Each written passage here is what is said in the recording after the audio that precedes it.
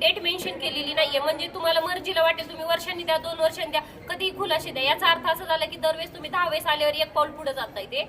त्यामुळे सतत त्यांच्या पाठलाग करून देखील हे टाळाटाळीची उत्तर देत आहेत. एक्झाम आहे, हे आहे, ते आहे, सतत अशी कारणं दिली जात आहेत. आज 1 महिना झाला यांनी नोटीस पाठवलेली आहे. ती पण नोटीस माझ्या सतत इथं महिला आलेल्या, त्यामुळे ह्यांनी नोटीस तरी किमान काढलेली आहे. पण अद्याप कुठलीही कारवाई केली नाही. 30% ह्यांनी पैसे खाल्लेले आहेत स्काउट गाईडचे, जे की महिलांचा आमचा हक्काचा रोजगार होता, जो ह्यांनी हिसकावून घेतलेला आहे. परंतु यांच्यावर धाडस नाहीये की कुणावर ही कारवाई करायची. कारण मुख्याध्यापकांचा ह्याच्यात रोल नाहीये, तर ह्याच्यात 8 गट शिक्षण अधिकारी यांचा मुख्य रोल आहे. यांनी पैसे खाल्लेले आहेत, पण हे आता बॅकडेटेड साईन घेत आहेत मुख्याध्यापकांकडून की तसे शालेय समितीकडून की हे पूर्णपणे तुम्ही केलेले आहे. आता हे आहेत शालेय समितीचे अध्यक्ष, तर यांनी साईन नाही केली का, तर ते बोलले मी बॅकडेटेडवर सह्या करणार नाही. जर तुम्ही नोव्हेंबरमध्ये ऑक्टोबरमध्ये तुम्ही शालेय गणवेशाचं काम दिलेलं आहे, तर तुम्ही सह्या आता कसं काय घेताय का, तर जेव्हा आम्ही माहितीच्या अधिकाराखाली पत्र मागितले की कोटेशन पाठवा, तुम्ही कुणाला काम दिले ते पत्र पाठवा, त्याच्यानंतर ह्यांचे हे सह्या घेणं चालू आहे.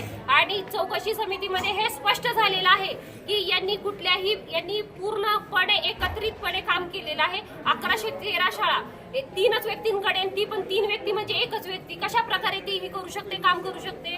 त्यामुळे जोपर्यंत शिक्षण अधिकारी कारवाई करत नाही तोपर्यंत इथून आम्ही हलणार नाही.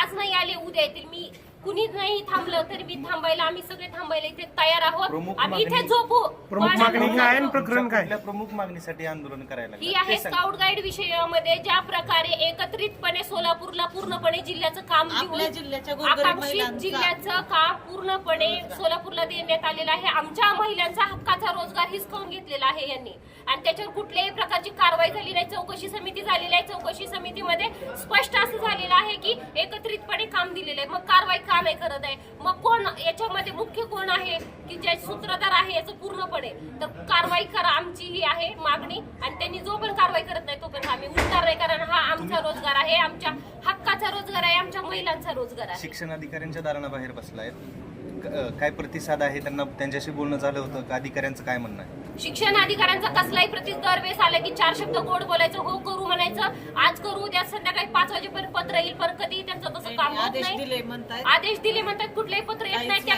क्लर्क मॅडम आहेत, त्यांचं पण तुम्ही बाईट घ्या. त्या बिचारीला सांगण्यात येतं की तुम्ही पत्र काढा, तिथं गेल्यावर म्हणते मॅडम आमच्या हातात काय आहे, साहेबांनी सांगितलं पाहिजे. म्हणजे काय तुम्ही खेळ लावलाय का?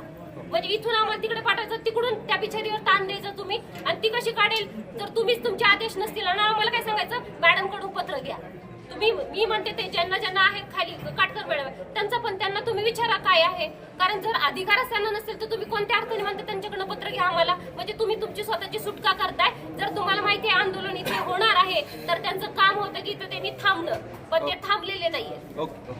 शिवाजी देवगते, राष्ट्रीय समाज पक्ष जिल्हाध्यक्ष धाराशिव. तसेच मी एका जिल्हा परिषद प्राथमिक शाळा 13 मधली पेठ या शाळेमध्ये शालेय व्यवस्थापन समितीचा अध्यक्ष देखील आहे.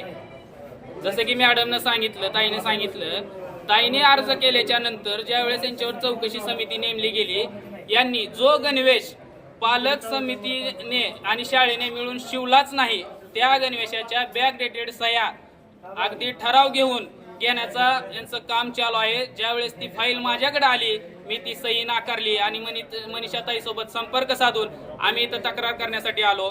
13 तारखेला यांना 21 तारखेच्या आंदोलनाचा इशारा दिला आम्ही शिक्षण अधिकाऱ्यांना, परंतु यांनी ते आंदोलन करू नका, आम्ही इथपर्यंत कारवाई केलेली आहे, अशा पद्धतीचं कुठलंही पत्र आम्हा दोघांना सुद्धा देण्यात आलेलं नाही. याचा अर्थ असाच होतो ना शिक्षण अधिकाऱ्यांचा की तुम्हाला आंदोलन करायचंय तर करा, मी खूप निगरगट्ट आहे, माझ्यावरती खूप मोठे मोठे हात आहेत आणि मी तुमच्या पत्रावरती मी कारवाई करू शकत नाही. म्हणून आम्ही नाविलाजास्तव परत एक पत्र देऊन आज सोमवारचं त्यांना महिलांचा रोजगार, त्यांनी या जिल्ह्यातील महिलांचा रोजगार हिसकावल्यामुळं साडी चोळी आणि बांगड्याचा आहेर देऊन इथं ठिय्या आंदोलन करण्याचा इशारा दिला.